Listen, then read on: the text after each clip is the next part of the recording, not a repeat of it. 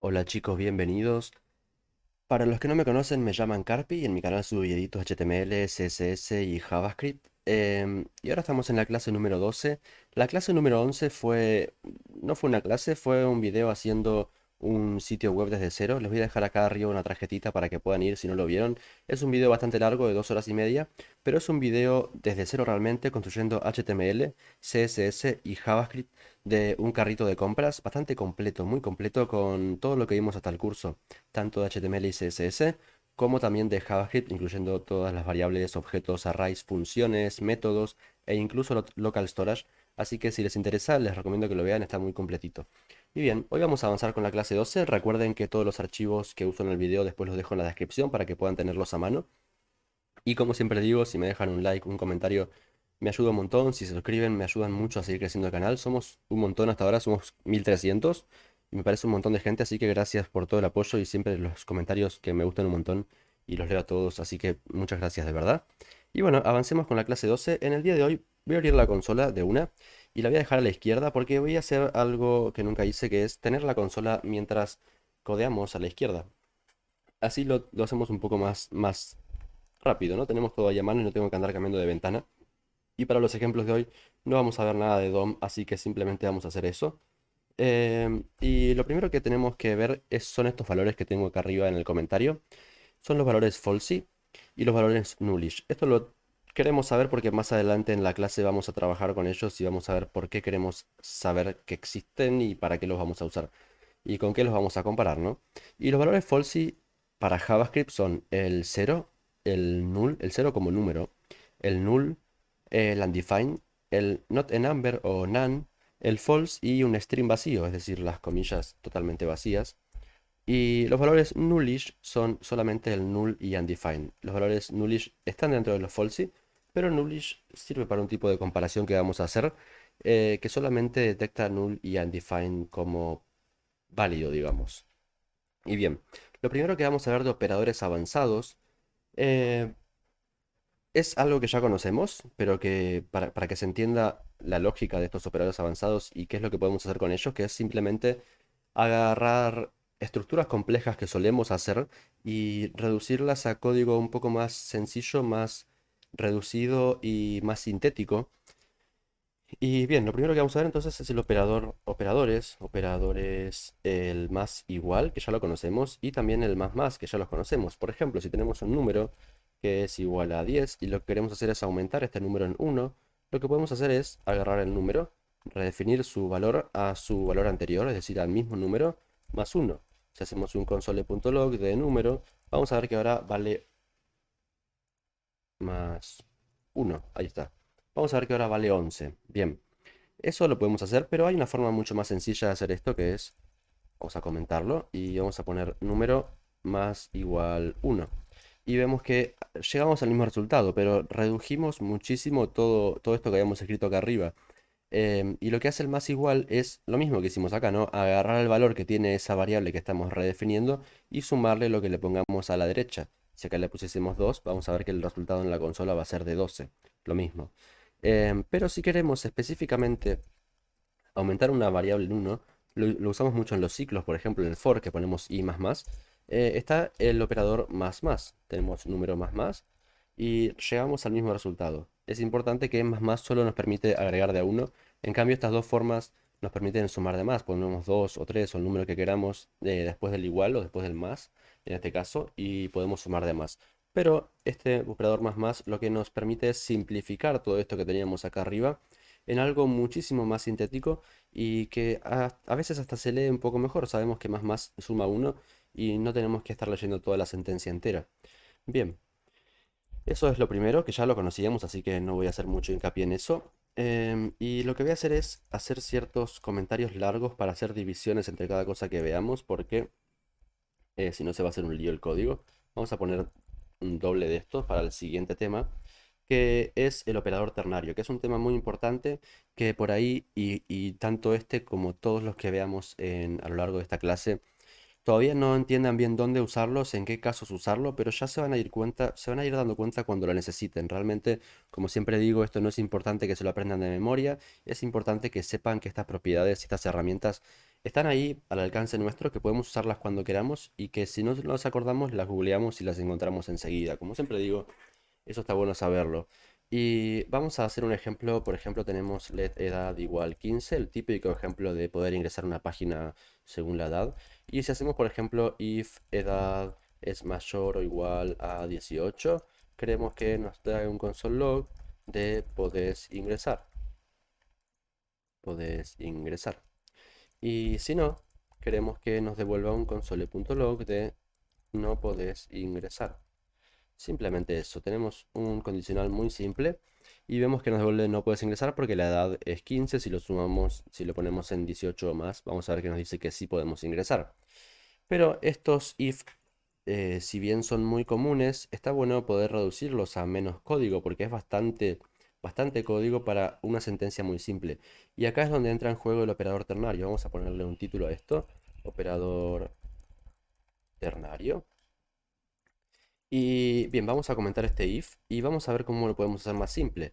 Y el operador ternario funciona de la siguiente manera. La sintaxis es la siguiente. Tenemos un condicional, un signito de pregunta que lo que hace es preguntar si este condicional es true o false. La opción o resultado 1, si esto es true, va a devolver esto. Y después ponemos dos puntos para el else. Esto sería como un if todo esto, respondeme con esto. Y esto sería como el else, si no, vamos a tener un resultado 2. Esta es la sintaxis que tenemos para el operador ternario. Y si queremos usarlo en este ejemplo, podríamos hacer lo siguiente. Edad es mayor o igual a 18. Lo preguntamos. Si esto devuelve true, hacemos un console.log de podés, podés ingresar. Y si no, con los dos puntos le declaramos el else console.log de no podés ingresar. Y el resultado en la consola es el mismo. Podés ingresar si la edad es mayor o igual a 18 y si no, ponemos 15 por ejemplo, nos va a decir no podés ingresar. El resultado es el mismo, pero redujimos bastante todo este código a algo un poco más sintético y que todavía se puede simplificar más porque estas cosas que tenemos acá son cosas que son valores que se retornan de esta especie de función que estamos armando. Y vamos a ver cómo lo podemos simplificar más. Vemos que lo que coincide en estos dos resultados es que tenemos un console.log. Entonces podemos iniciar directamente un console.log y poner el ternario dentro. Y vamos a hacer un console log de lo que queramos. Por ejemplo, de podés ingresar o no podés ingresar. Si quisiéramos poner podés ingresar, podemos poner simplemente podés ingresar. Y lo que va a imprimir la consola es ese texto que pusimos. Pero ¿cómo podemos poner el ternario acá? Lo mismo. Podemos poner edad. Si la edad es mayor o igual a 18, signo de pregunta, lo que queramos hacer cuando esta condición devuelva true, y si no, lo que queramos hacer si no, no podés ingresar. Y tenemos entonces un console.log que devuelve un texto u otro dependiendo de una condición que le pongamos. Esto sirve tanto para console.log como para, por ejemplo, parámetros de una función, para pasar propiedades a ciertos elementos. Sirve para un montón de cosas y no solamente para definir valores de una propiedad. Sirve para retornar cosas de funciones también, por ejemplo. Entonces, nos sirve básicamente para reemplazar a esta estructura de if que, dicho sea de paso, no podemos meter adentro de un console log, por ejemplo. Si nosotros intentamos em, agarrar todo esto y meterlo dentro de un console.log, esto nos va a devolver un error porque no podemos simplemente meter un if adentro de un console log. No estoy seguro de si podemos hacer esto siquiera. Ni siquiera nos deja tampoco. Entonces, no podemos meter un if tradicional dentro de un console log o dentro de un parámetro de una función. Pero sí que podemos hacer lo mismo y llegar al mismo resultado con un operador ternario, que es un condicional exactamente igual que un if-else sencillo, y lo que hace es reemplazar a los if-else que tienen como resultado una sola sentencia dentro de cada resultado de la condición. Si guardamos esto, vemos que nos devuelve no puedes ingresar porque la edad está en 15. Si ponemos 21, de nuevo puedes ingresar y el resultado es exactamente el mismo. Pero redujimos esto a esto y después redujimos todavía más porque en los dos coincide que queremos ejecutar sí o sí un console log. De acá, que teníamos lo que teníamos antes, sí o sí se iba a ejecutar un console.log. Entonces, hacemos un console.log de la condición que queremos ver, del condicional entero, y lo metemos adentro. Eso podemos entonces hacer con el operador ternario. Bien, y vamos a pasar ahora al siguiente tema, que es el operador AND, que son, dos simbolitos de AND. Y lo que nos permite es simplificar los if sencillos, los if que no tienen else. Por ejemplo, muchas veces tenemos en el programa un condicional que simplemente chequea una condición y nos devuelve algo si esa condición se cumple y no hay nada más. Si no se cumple, simplemente continúa con el resto del código. Vamos a poner un ejemplo. Tenemos un carrito que es un array vacío, por ejemplo. Y si queremos hacer esto, podemos hacer un if carrito.length es igual a 0. Queremos que nos devuelva un console.log de eh, el carrito está vacío. Si no es igual a 0, no queremos que haga nada más. Queremos que esto sea el único condicional que tenemos. Y vemos que nos devuelve el carrito está vacío. Pero podemos mejorar esto y recordemos entonces, aclaremos esta cuestión. En el operador ternario es obligatorio que estén tanto la sentencia si la condición se cumple como la sentencia si la condición no se cumple. Es decir, tiene que estar tanto el resultado del if como el else. No podemos usar un operador ternario para condicionales de if sencillos así, sin else, porque no vamos a tener nada para devolver si esto no se cumple. Y esto se puede resolver con el operador AND. Entonces, si tenemos carrito.length es igual a 0, y acá en lugar de poner un signo de pregunta, ponemos dos simbolitos de AND. Y hacemos un console.log de el carrito está vacío. Y esto es entonces cómo simplificamos estos if sencillos. Vamos a comentar esto y vamos a ver que el resultado es exactamente el mismo. Y si ponemos acá, por ejemplo, si ya guardamos, vamos a ver que ya no nos devuelve nada porque no le pusimos ningún else. No tiene else, simplemente va a ejecutar lo de la derecha si esto que tenemos a la izquierda devuelve true. Y bien, vamos a dejar la array vacío como estaba y vamos a comentar esto y ahora sí vamos a pasar al siguiente tema, que es el operador OR, y se escribe con las dos barras verticales igual que cuando comparamos dentro de un if, por ejemplo. Y esto de operador OR se usa mucho cuando usamos local storage, por ejemplo. Y vamos a suponer que tenemos let usuario 1 es igual a carpy. Y también tenemos let usuario 2 que es igual a null. Supongamos que esto nos vino del local storage. Recuerden que cuando traemos algo del local storage y no existe en el local storage, nos devuelve el null. Entonces supongamos que trajimos algo acá. Si no vieron la clase de local storage, la recomiendo para entender un poco cómo funciona. Y voy a dejar acá arriba una tarjetita si la pueden llegar. Pero bien, supongamos que trajimos entonces un elemento de nuestro local storage que no existía, entonces nos devolvió null, su valor equivale ahora a null.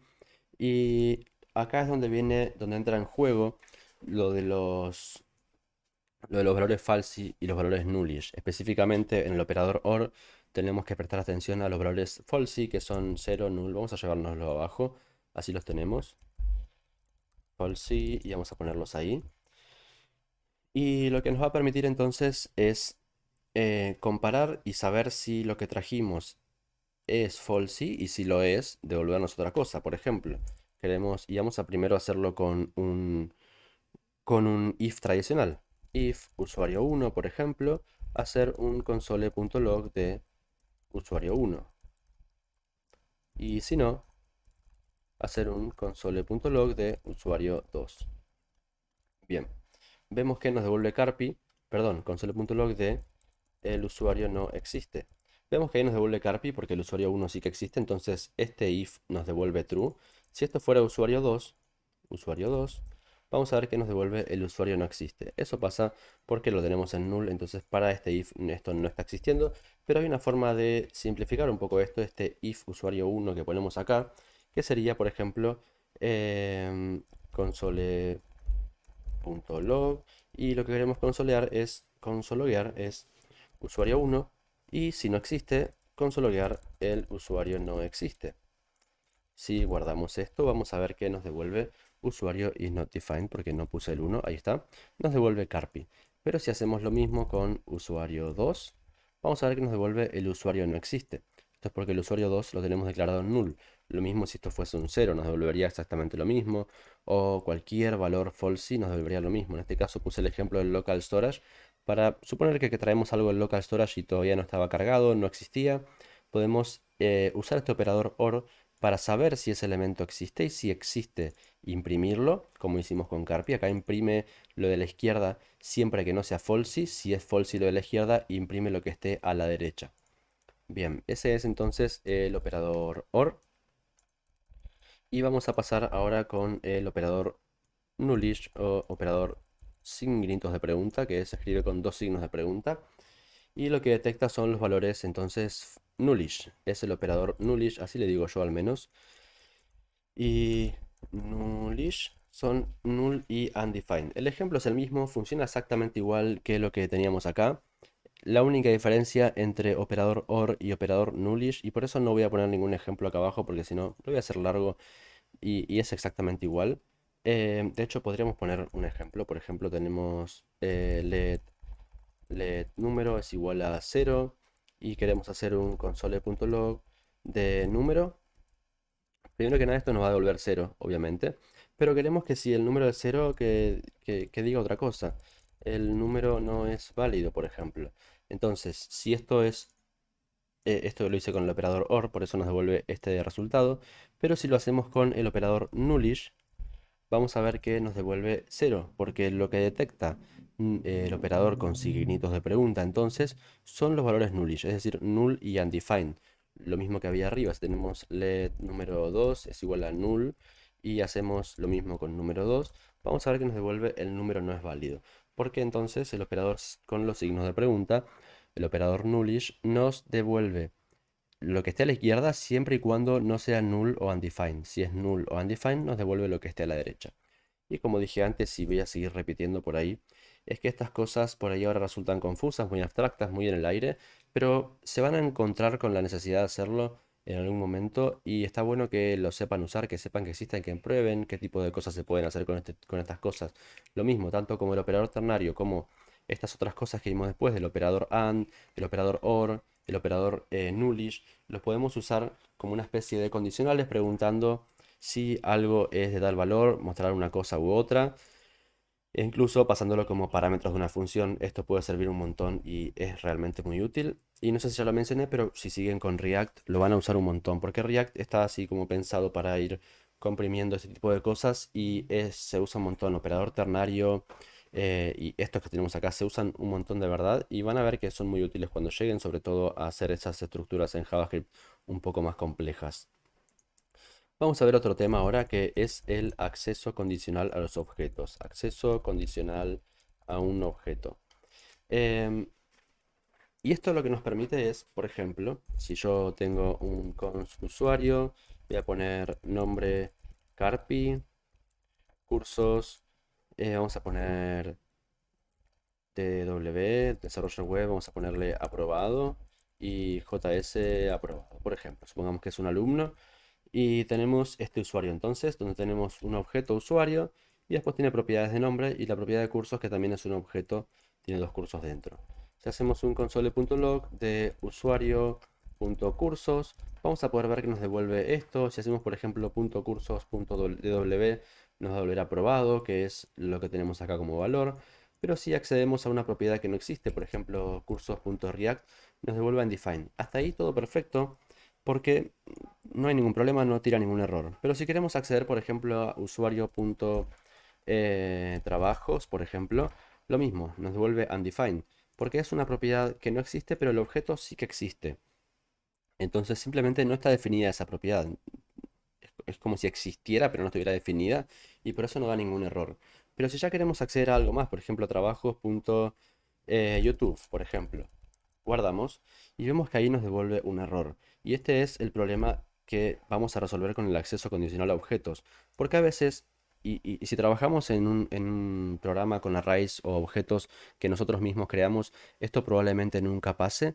Pero cuando empecemos a trabajar con información que viene de base de datos, que viene de otro lado, que no la cargamos nosotros y que a veces no devuelve lo que esperamos, y que a veces algunas propiedades están faltando en algún objeto, por ejemplo, estos errores pueden llegar a pasar y recordemos que en JavaScript, cuando hay un error de este tipo, el programa se corta, todo el código que esté debajo ya no se ejecuta porque saltó este error y se corta todo el circuito del programa, digamos. No puede seguir ejecutándose. Y la forma de solucionarlo simplemente es poniendo un signo de pregunta, por ejemplo. Si guardo esto, todavía nos devuelve el mismo error porque trabajos no existe y estamos buscando una propiedad dentro de trabajos. Pero si le ponemos el signo de pregunta a trabajos, lo que va a hacer es preguntar nuestro programa si, primero, si el usuario existe. Si existe, accede a su propiedad trabajos. Si existe esa propiedad trabajos, con el signo de pregunta, accede a la propiedad YouTube. Entonces, acá lo que nos devuelve es undefined. No existe esa propiedad, entonces no llega a recorrer YouTube. Y podemos entonces con esto, de nuevo, acá aplicar, por ejemplo, un operador OR y poner la propiedad no existe. Y vamos a ver que nos devuelve la propiedad no existe porque vino como undefined. Acá otra aplicación del OR, por ejemplo. Pero bien, entonces el acceso condicional a objetos nos permite acceder a propiedades solamente si existen. Podemos hacer lo mismo, por ejemplo, console.log, usuario, signo de pregunta, punto cursos. Y si no existe, poner la propiedad no existe. Guardamos y vemos que así nos devuelve un objeto que es el objeto cursos, pero porque el objeto existe. Lo mismo vamos a hacer con DW. Acá nos va a devolver aprobado arriba y es el mismo resultado, digamos. Si acá lo pusiéramos o no, daría igual, porque acá sí que nos va a mostrar todo si existen, porque existen, digamos. Pero si no existieran, está bueno tener ahí como una especie de backup de qué mostrar si esas propiedades no existen, si este elemento que estamos trayendo no existe. Em, y está bueno para aplicarlo. Sobre todo, como digo, cuando trabajemos con bases de datos que nosotros no controlamos y que puede llegar a fallar o puede llegar a no existir una propiedad que pensamos que sí. Bien, vamos a seguir con el siguiente tema que está bastante importante también y también es algo que se va a usar mucho en React. eh, como una preparación para React todo esto porque es algo que en JavaScript se usa, que está muy útil, pero que no es tan necesario como si pasa en React. Vamos a ver la desestructuración de objetos. Y la desestructuración de objetos sirve para varias cosas. Vamos a ver cómo funciona. Supongamos que tenemos de nuevo el mismo usuario Carpi. Vamos a traerlo para acá y descomentarlo porque va a ser el mismo. Control K. Uy, ¿qué toqué? Control K, U. Ahí tenemos nuestro usuario Carpi. Y supongamos que además de nombre también tiene edad 27, por ejemplo. Ahí tenemos el objeto ya armadito con los cursos y todo. Y si queremos nosotros podemos crear variables dentro de una función, por ejemplo, y es lo más común porque hacer esto en nuestro programa ahí totalmente fuera de una función es un poco raro. Pero por ejemplo queremos, supongamos, extraer estos dos valores de nombre y edad y usarlos en una función como variables sueltas. Bien, y podríamos hacer varias cosas. Y vamos a suponer que tenemos, por ejemplo, uy, no puedo escribir, ahí está. Vamos a hacerlo de la siguiente manera. Tenemos const y abrimos las llaves de objeto. Es un poco rara la sintaxis, poco común para JavaScript, pero la forma de hacerlo es la siguiente. Ponemos nombre, edad, por ejemplo, que son las propiedades que queremos obtener del usuario. Y lo igualamos a usuario. De nuevo, es un poco raro y para entender lo que está pasando estamos sacando del objeto usuario las propiedades que se llaman nombre y edad. Es decir, si hacemos ahora console.log de nombre y vemos que esto es una variable global ahora, es decir, podemos acceder desde cualquier lado, vemos que accedemos a Carpi, es decir, ahora lo tenemos como una variable global. Si hacemos, eh, sería lo mismo que llamemos a usuario.nombre, ¿no? Pero ahora podemos usar esta variable sin tener que usar el usuario. Y de hecho, si hacemos, por ejemplo, un console.log de usuario.nombre, esto nos va a devolver Carpi, pero si hacemos nombre es igual a Matías, guardamos. Ah, claro, esto le puse const. Ahí, si quisiera modificarla después, debería ponerle LED. Pero vemos que no modifica el objeto original. Es decir, no estamos usando usuario.nombre. Podemos redefinir ese nombre que trajimos acá. Redefinirlo como Matías, por ejemplo. Y hacerle un cambio. Y ahora tenemos la variable nombre, que es una variable global, que se llama ahora Matías, porque le cambiamos el nombre, pero la sacamos del usuario primero que nada. Esto equivalía a Carpi. Si quito esta redefinición, tenemos Carpi tanto en usuario.nombre como en nombre, que ahora es una variable global. Es decir, desestructuramos el objeto, lo desarmamos y extraemos las partes. Y es importante que esto que ponemos acá, nombre y edad, sean exactamente igual a nombres de propiedades del objeto. Por ejemplo, si acá pusiese nacionalidad y hago un console.log de nacionalidad, vamos a ver que nos devuelve undefined, porque esa propiedad en el objeto no existe. Es como si hiciese usuario.nacionalidad. Esto no nos devolvería nada más que un undefined, porque esa propiedad en el usuario no existe. Acá la estamos extrayendo simplemente y lo tenemos como una variable global, pero vemos que no, no, no existe. Igualmente podemos acceder y no nos da ningún error. Simplemente nos devuelve un undefined. Bien, y si queremos, bueno, y como dije, esto tiene que tener exactamente el nombre que tenemos ahí arriba. Si queremos acceder a la variable nombre, por ejemplo, a la propiedad nombre, y cambiar el nombre que usamos para llamarla después globalmente, podemos hacerlo de la siguiente manera. Podemos poner eh, nombre, por ejemplo, creo que sería así, por ejemplo, nombre usuario, dos puntos, nombre. Y acá va a extraer la variable, la propiedad nombre del usuario que estamos igualando acá y aplicándose ese valor a la variable global nombre usuario. Si hacemos un console.log de nombre usuario, guardamos, creo que lo hice al revés, entonces nombre usuario. Y ahí vemos que nos devuelve Carpi. Entonces, la forma de traer ese valor en otra variable con un nombre diferente es la siguiente: poner el nombre de la propiedad original del objeto, dos puntos, y el nombre que queremos usar como alias, como una especie de, sí, de sobrenombre que vamos a usar en nombre de variable para usar lo que tengamos, para extraer de ese objeto esa propiedad que le pongamos antes del dos puntos. Bien, lo mismo podemos hacer con los arrays. Podemos desestructurar arrays de la misma manera. Desestructuración de arrays. Y por ejemplo, si tenemos cons nombres y tenemos un array de nombres que sean, por ejemplo, Carpi, María, Julián y Carlos, por ejemplo. Y hacemos, la forma de estructurar arrays es un poco parecida. Fíjense que acá hacemos un const o let y entre llaves de objeto ponemos las propiedades que queremos traer y hacemos, vamos a dejar acá otro ejemplo de dada, si lo tenemos ahí. Y hacemos, por ejemplo, un const y en lugar de llaves ponemos nuestros corchetes de array y ponemos, por ejemplo, A y B. Y en el caso de los objetos, para desestructurarlos y extraer propiedades, debemos hacerlo con el nombre de la propiedad misma.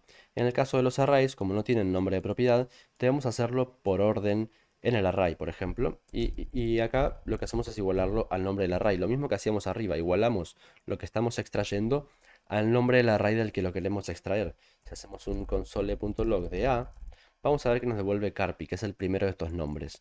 Entonces, A y B acá pueden ser cualquier cosa, pueden ser ASDF y GHKK, lo que sea. Si después llamamos a ASDF, nos va a traer el primer elemento del array. Es decir, acá estamos extrayendo los dos primeros elementos del array. Vamos a dejarles A y B para que se quede un poco más claro. Y supongamos que queremos extraer los dos del medio, estos dos que tenemos acá. No queremos extraer los dos primeros. ¿Cómo podemos hacer? Ponemos simplemente una coma, o podemos dejar un espacio vacío que represente al objeto, al elemento que no queremos llegar. Y hacemos un console.log de A. Tenemos entonces el index 0, el index 1 y el index 2. El index 1 es María. Eso fue lo que trajimos como valor de A. Y si hacemos un console.log de A, vemos que nos devuelve María sin ningún problema. Y entonces estamos teniendo una variable global que se llama A y estamos accediendo al array de nombres buscando el segundo elemento en ese array y aplicándoselo así a la variable A. Bien, vamos a comentar esto y vamos a pasar al siguiente tema, que es el spread de arrays. Y esto, el spread de arrays se usa un montón. em, Se usa para varias cosas. Vamos a suponer de nuevo que tenemos este mismo array de nombres. Vamos a ponerlo acá abajo. Y queremos hacer una spread de esto. Lo que podemos hacer es console.log de... Y la forma de hacer una spread es con tres puntitos, tres, como si fueran puntos suspensivos. Así hacemos un spread.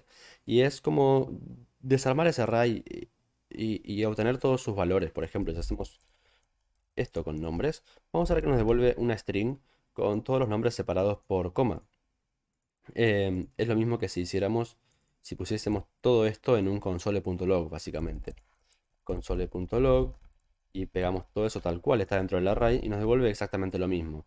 Es equivalente a eso y entonces extrae los valores y los pone todos juntitos, en este caso en una string de un array.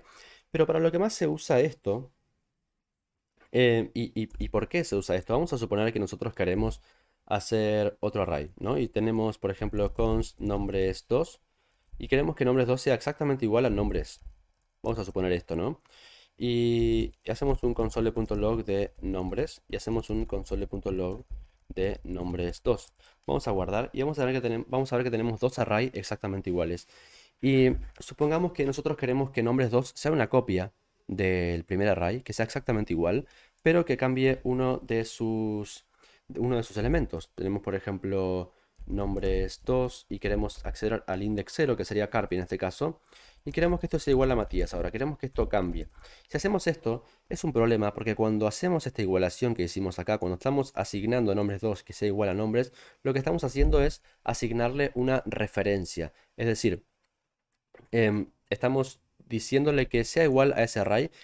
Y entonces si yo modifico nombres 2 y le cambio uno de sus elementos, uno de sus ítems de dentro a Matías, vamos a ver que tanto en el array 1 como en el array 2, en nombres y nombres 2, se cambió a Matías. Y esto es un problema porque estamos modificando el array original. Nosotros lo que queríamos hacer acá era tener un array secundario donde poder modificarlo sin que se modifique el primero. Bien, y la forma de resolver esto es entonces que nombres 2 sea igual a, y lo que hay que hacer es un spread de este array. Ponemos tres puntos nombres y lo que estamos haciendo es un spread de nombres aplicándolo como valor a nombres 2. Y fíjense que lo encerré en un array, porque estoy haciendo entonces un array con todos esos valores que nos trae el spread. Si yo hiciera esto no me dejaría hacerlo. Estoy haciendo un array nuevo entonces con los corchetes correspondientes y dentro un spread del array 1, del nombres 1. Y vemos que si ahora yo cambio nombres 2, 0, o sea el index 0 de nombres 2 a Matías, solamente se modifican en el segundo array. Acá sigue siendo Carpi. Entonces hicimos una copia del primer array, hicimos una copia de este array en nombres 2 usando el spread y tenemos una copia separada que no es una referencia sino que es un array exactamente igual, pero es un array totalmente diferente. Es otro array que simplemente es igual al primero. Bien. Estos son los temas principales que quería presentarles hoy. Esto del spread por ahí queda un poco difícil al final, un poco confuso quizás, pero para lo que más se usa, al menos para lo que yo lo he usado más durante mis trabajos, fue justamente para poder hacer una copia de un array y tener una copia de ese array segura y poder modificarla sin que el array principal, el array que teníamos primero, se ve afectado. Que ese array quede igual, el array original quede exactamente igual a antes. em, y que si modifico algo en el segundo array, no se modifica en el primero también.